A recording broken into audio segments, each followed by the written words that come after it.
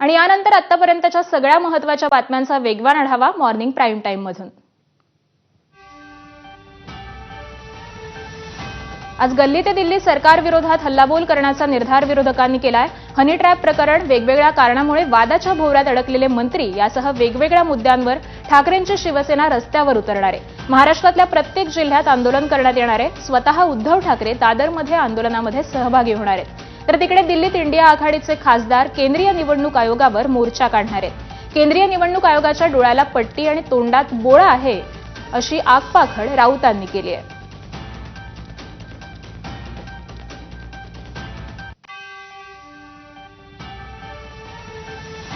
महाराष्ट्र मुख्य निवडणूक अधिकाऱ्यांनी राहुल गांधी यांना पुन्हा नोटीस पाठवली आहे। महाराष्ट्र मुख्य निवडणूक अधिकाऱ्यांनी लोकसभेतील विरोधी पक्षनेते राहुल गांधी यांना मतदार यादीमध्ये अपात्र मतदारांचा समावेश आणि पात्र मतदारांना वगळल्याच्या कथित प्रकरणावरून 10 दिवसांच्या आत स्वाक्षरी केलेलं घोषणापत्र देण्यास सांगितलेलं आहे। निवडणूक आयोगाला जनता चापकानं फोडेल अशी टीका दैनिक सामनामधून निवडणूक आयोगावर करण्यात आली आहे। राहुल गांधींनी फोडलेल्या मतचोरीच्या बॉम्बमुळे सगळ्यांचेच मुखवटे गळाले। एखाद्या आयुक्तानं राजीनामा दिला असता असा सामनामध्ये म्हटलंय। राहुल गांधींना शपथपत्र मागणं हा निर्लज्ज प्रतिवाद असल्याचं सामनामध्ये म्हटलंय। मोदी फडणवीस मतदारांची फसवणूक करून जिंकले, ते देशाचे गुन्हेगार आहेत, तर भोळ्या लोकांना फसवणं हा आयोगाचं काम बनलंय अशी टीका देखील सामनामधून करण्यात आली आहे। लोकसभा निवडणुकीत मतचोरी केल्याचा आरोप राहुल गांधी यांनी केला होता। त्यासंबंधी पुरावे देताना राहुल गांधींनी शकून राणी या महिलेचा संदर्भ दिला होता। त्या शकून राणीने 2 वेळा मतदान केल्याचा दावा राहुल गांधींनी केला। त्यावर आता निवडणूक आयोगानं राहुल गांधींना नोटीस बजावली आहे। यासंबंधी सर्व पुरावे सादर करा असे निर्देश निवडणूक आयोगानं दिलेत।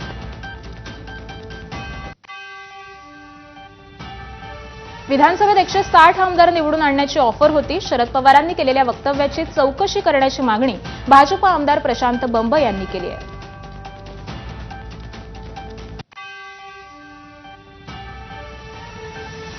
मराठा आरक्षणाच्या मागणीसाठी 29 ऑगस्टला मुंबईच्या आझाद मैदानात होणाऱ्या आंदोलनाची धाराशिवमध्ये जोरदार तयारी सुरू आहे। जिल्ह्यातील प्रत्येक गावामध्ये चावडी बैठका घेत 29 ऑगस्टला आंदोलनाबद्दल मराठा बांधव हे जनजागृती करतायत। मुंबईतील आंदोलनासाठी आतापर्यंत 10,000 गाड्यांचं बुकिंग झालंय। मनोज जरांगेंचा फोटो असलेलं आणि त्यावर चलो मुंबई अशा आशयाचे बॅनर आणि पॅम्पलेट छापण्याची प्रक्रिया देखील सुरू झाली आहे। 29 ऑगस्ट रोजी मुंबई इथं मनोज जरांगे यांच्या होणाऱ्या मराठा आंदोलनाची धाराशिवमध्ये जोरदार तयारी चालू आहे। मराठा कार्यकर्त्यांकडून बैठका सुरू आहेत, शहरभर बॅनर लावलेत। आपण एका बॅनरच्या दुकानात आहोत की जिथं त्यासाठीचे बॅनर छपाई केली जाते। या बॅनरवर प्रामुख्याने मोर्चाचा मार्ग कसा असणार आहे, चलो मुंबई अशी हाक दिलेली आहे आणि 27 ते 29 तारीख असा मोर्चाचा मार्ग कसा असणार आहे याबद्दलची माहिती दिलेली आहे आणि ही जोरदार तयारी केली जाते। जोरदार तयारी चालू आहे, तुमची बैठका चालू आहेत। आतापर्यंत काय तयारी केली आहे? 29 ऑगस्टची इतकी तुफान तयारी आहे धाराशिव जिल्ह्यामधून। हे गाव बैठका चालू आहेत, चावडी बैठका चालू आहेत, गाठी भेटी सगळ्या पूर्ण जवळपास 65% आमच्या गाठी भेटी कंप्लीट झालेल्या आहेत। आम्ही 15 ऑगस्टची वाट बघत आहोत की 15 ऑगस्टला आम्हाला 1000 स्वयंसेवकची यादी जमा करून ते आम्हाला 26 ऑगस्टला आंतरली सराटी इथं या स्वयंसेवकाला पाठवायचं आहे। तर एकंदरच धाराशिव मधून जवळपास 10,000 गाड्यांचं नियोजन करण्यात आलेलं आहे आणि त्यासाठीची ही तयारी सुरू आहे। अप्पासाहेब शेळके, एबीपी माझा, धाराशिव। मुंबईत मोसमी पाऊस आजपासून पुन्हा सक्रिय होणार असल्याचा अंदाज आहे। त्यामुळे आजपासून मुंबईत पावसाचं प्रमाण हे तुलनेनं अधिक राहील। त्याचबरोबर पुणे आणि पश्चिम महाराष्ट्रात आजपासून पाऊस पडण्यास देखील सुरुवात होणार आहे। सोलापूरच्या अक्कलकोटमधील आंदेवाडीत बोरी नदीवरील पूल ओलांडताना दुचाकीसह शेतकरी वाहून गेला। रेवणसिद्ध बिराजदार असं वाहून गेलेल्या शेतकऱ्याचं नाव आहे।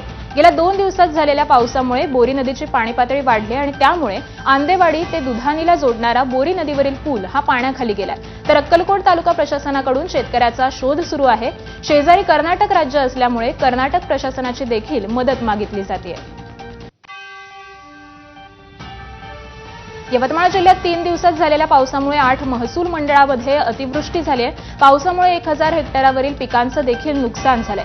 पुसदला अतिवृष्टीचा जोरदार तडाखा बसलाय। आरेगावात सोयाबीन, कापूस, ऊस पिकांचंही नुकसान झालंय। तर द्वारहा दिग्रसमध्ये काही घरांची पडझड झाली आहे। प्रशासनाने नुकसानग्रस्त भागाचे पंचनामे करण्यास देखील सुरुवात केली आहे. पंढरपुरात विठ्ठलाची पूजा हिंदीतून झाल्याची तक्रार एका भाविकाकडून करण्यात आली होती. यावर आता मंदिर प्रशासनाकडून खुलासा करण्यात आलाय. विठ्ठल मंदिरात कोणतीही पूजा मराठी किंवा संस्कृत शिवाय केली जात नसल्याचा खुलासा मंदिर समितीनं कार्यकारी अधिकारी राजेंद्र शेळके यांनी केलाय. तुळशी अर्चन पूजा करण्यापूर्वी जे पूजेचे विधी असतात ते सर्वसाधारणपणे मराठीतून सांगितले जातात. मात्र एखादा परराज्यातला किंवा परदेशातला भाविकाला असेल आणि त्याला मराठी समजत नसेल तर संबंधित गुरुजी हे त्याला समजेल अशा भाषेतून सांगण्याचा प्रयत्न करतात, असं राजेंद्र शेळके यांनी सांगितलंय. श्रावण सोमवारानिमित्त 8वं ज्योतिर्लिंग असलेल्या औंढा नागनाथ मंदिरात दर्शनासाठी मोठ्या प्रमाणात गर्दी झाली होती. मध्यरात्री प्रशासकीय पूजा झाल्यानंतर दर्शनासाठी मंदिराचे दरवाजे हे खुले करण्यात आले होते. आज तिसरा श्रावण सोमवार असल्यानं महाराष्ट्र आणि परराज्यातून मोठ्या प्रमाणात भक्त हे शंकराच्या दर्शनासाठी औंढा नागनाथ इथं दाखल झाले. आज श्रावण सोमवार निमित्त देशभरातील सर्व शिवालय भक्तांच्या गर्दीनं गजबजलेले आहेत. आज तिसरा श्रावण सोमवार आहे. मी सध्या उभा आहे 8वे ज्योतिर्लिंग असलेल्या औंढा नागनाथ मंदिर परिसरामध्ये. आपण माझ्या मागे बघू शकता या ठिकाणी शंकराचं दर्शन घेण्यासाठी 2 रांगांची व्यवस्था येथील ट्रस्टच्या वतीनं करण्यात आली. आपण या खालच्या बाजूला जर पाहिली तर ही स्पेशल दर्शनाची पास ज्या भक्तांनी घेतली आहे त्यांच्यासाठी ही रांग आहे, तर ही जनरल दर्शनाची रांग आहे. मध्यरात्रीपासूनच या ठिकाणी मोठ्या प्रमाणामध्ये शंकराच्या भक्तांनी दर्शनासाठी गर्दी केली होती. आज तिसरा श्रावण सोमवार आहे. श्रावण सोमवारी दर्शनाचं एक वेगळं महत्व असतं. पोलिसांच्या वतीने सुद्धा चांगला बंदोबस्त ठेवण्यात आलेला आहे. ट्रस्टी येथील जे संस्थांच्या वतीने सुद्धा चोख व्यवस्था करण्यात आलेली आहे. येथील आलेले जे भक्त आहेत महाराष्ट्राच्या बाहेरून जे भक्त येत असतात त्यांच्यासाठी सर्वतोपरी व्यवस्था सुद्धा या ठिकाणी करण्यात आलेली आहे. आज श्रावण सोमवार आहे. त्यानिमित्त साधारणतः 1 ते 1.5 लाख जे ते भक्त या ठिकाणी दर्शन घेतील असा अंदाज प्रशासनाच्या वतीने व्यक्त करण्यात आलेला आहे. माधव दिपके, एबीपी माझा, औंढा नागनाथ, हिंगोली. आज तिसरा श्रावण सोमवार असल्यामुळे त्र्यंबकेश्वरमध्ये भाविकांची अलोट गर्दी झाली आहे. त्र्यंबकेश्वर मंदिरात पहाटे 4 वाजता विधिवत पूजा करून भाविकांसाठी मंदिर खुलं करण्यात आलं. मंदिराच्या गाभाऱ्यात विविध फुलांची आरास करण्यात आली आहे. त्र्यंबकेश्वर ब्रह्मगिरी पर्वताच्या प्रदक्षिणेसाठी लाखो भाविक त्र्यंबकेश्वरमध्ये दाखल झालेत. दर्शनासाठी भाविकांना 3 ते 4 तास रांगेमध्ये उभं राहावं लागतं. खबरदारीचे उपाय म्हणून सगळे उपाययोजना. आज तिसरा श्रावणी सोमवार असल्याने 12 ज्योतिर्लिंगांपैकी एक असलेल्या त्र्यंबकेश्वर या ज्योतिर्लिंगाचं दर्शन घेण्यासाठी राज्यभरातून भाविक हे त्र्यंबकेश्वर नगरीमध्ये दाखल झालेले आहेत. आपण जर बघितलं तर पहाटे 4 वाजेपासून त्र्यंबक राजाचं विधिवत पूजा करून मंदिर भाविकांसाठी खुलं करण्यात आलेलं आहे. आपण जर बघितलं तर अशा पद्धतीने संपूर्ण मंदिराच्या परिसरामध्ये विविध फुलांची आरास करण्यात आलेली आहे. गाभाऱ्यामध्ये देखील विधिवत पूजा करण्यात येत आहे. भाविकांसाठी मंदिर खुलं करण्यात आलेलं आहे. एकूणच मंदिर प्रशासनाकडनं देखील प्रत्येक भाविकाचं दर्शन व्हावं यासाठी खबरदारीचे उपाय म्हणून सगळे उपाययोजना या ठिकाणी करण्यात आलेल्या आहे. एकूणच भाविकांमध्ये देखील उत्साह पाहायला मिळतोय आणि या ठिकाणी त्र्यंबक राजाचं दर्शन घेण्यासाठी भाविकांची ओढ देखील आपल्याला पाहायला मिळते आणि मोठी गर्दी या ठिकाणी आता त्र्यंबकेश्वरमध्ये भाविक करताना पाहायला मिळत आहे. कॅमेरामन मयूर बारगेसह शुभम बोडके, एबीपी माझा, त्र्यंबकेश्वर, नाशिक. तर तिसऱ्या श्रावणी सोमवारानिमित्त ब्रह्मगिरी प्रदक्षिणेसाठी राज्यभरातून भाविक हे त्र्यंबकेश्वरमध्ये दाखल होतात. मध्यरात्रीपासूनच प्रदक्षिणेला सुरुवात होते. भाविकांची गर्दी पाहता ग्रामीण पोलीस आणि स्थानिक प्रशासनाकडून खासगी वाहनांना त्र्यंबकेश्वरमध्ये प्रवेश बंद करण्यात आलाय. शहराच्या प्रवेशद्वारावर वाहनांसाठी वाहन तळ उभारण्यात आले. खासगी वाहनांना प्रवेश बंद असल्यानं त्र्यंबकेश्वरकडे जाणारी 7-8 किलोमीटरपर्यंत वाहनांच्या रांगा पाहायला मिळत आहेत.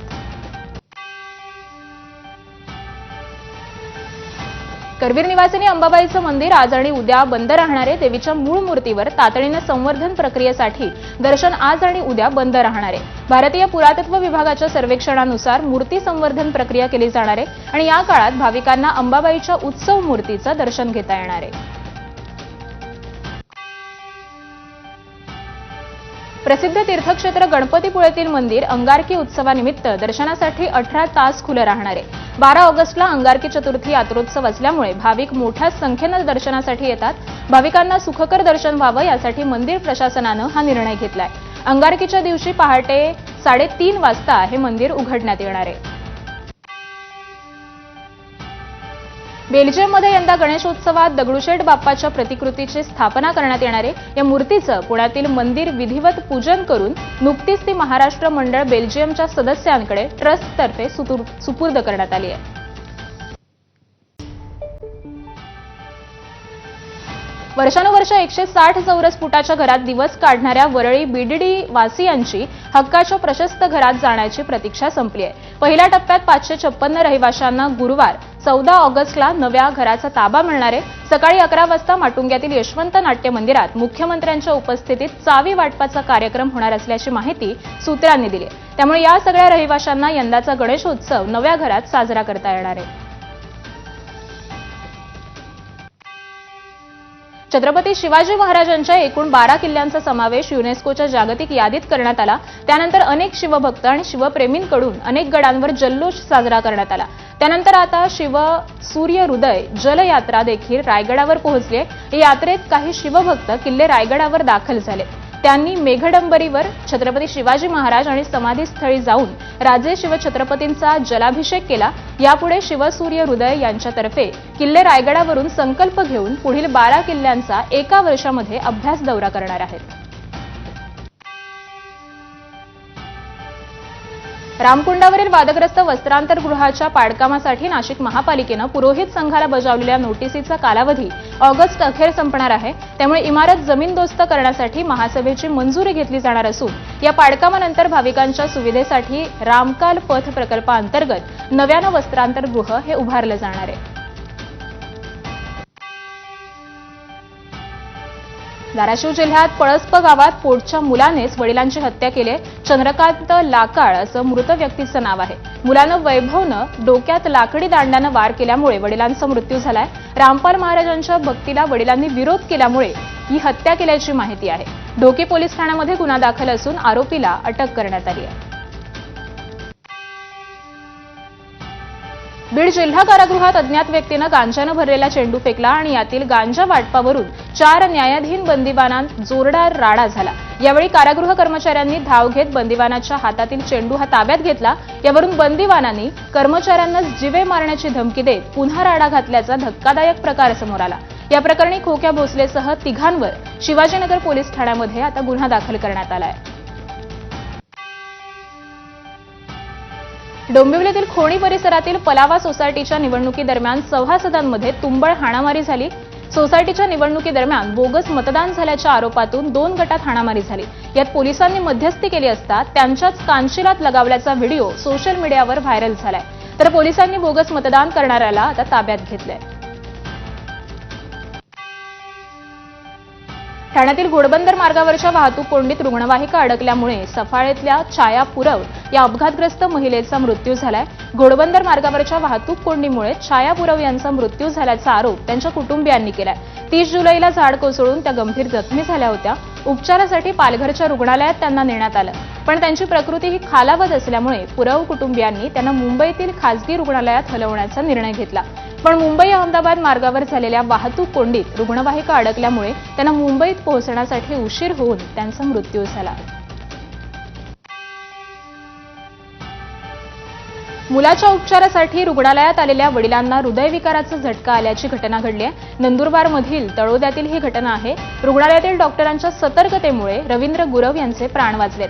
संबंधित घटना ही सीसीटीव्हीमध्ये कैद झाली आहे.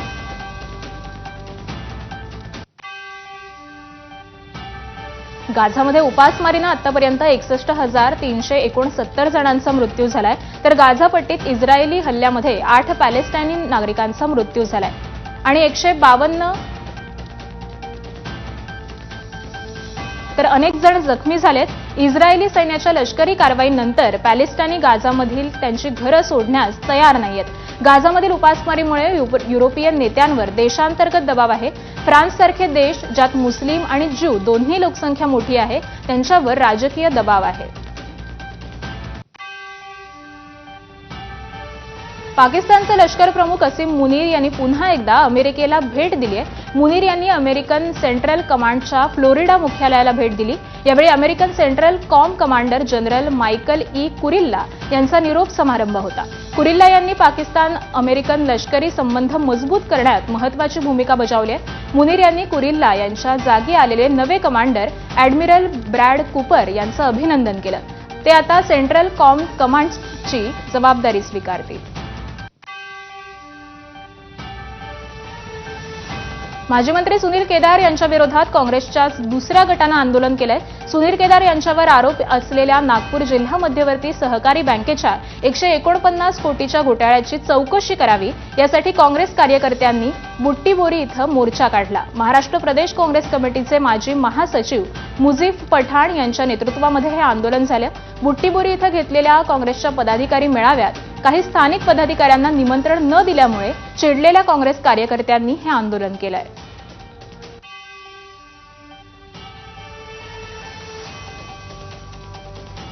आणि यासोबतच या बुलेटिनमध्ये वेळ झाली इथेच थांबण्याची.